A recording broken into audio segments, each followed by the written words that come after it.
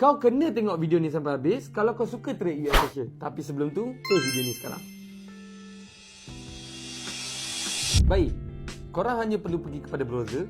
Tak kisahlah, Google Chrome, Safari, Internet Explorer, Mozilla Firefox. Macam Sam guna produk Apple, Sam akan guna Safari.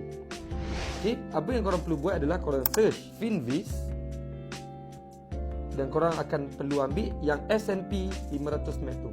Terus tekan, korang sekarang berada di saham-saham company besar US seperti Microsoft, Apple, Nvidia, Amazon, Tesla, Google, Meta. So, stok-stok company US yang besar ni akan mempengaruhi US dollar, yang membuatkan US session korang untuk korang kenal pasti sama ada USD weak ataupun USD strong. Jadi, macam mana kita nak tahu USD weak? Korang hanya perlu fokus kepada kotak-kotak yang besar, sebab kotak-kotak yang kecil akan mengikut kotak-kotak yang besar. Kalau kotak-kotak yang besar ni berwarna merah pekat, korang fokus kepada untuk buy gold.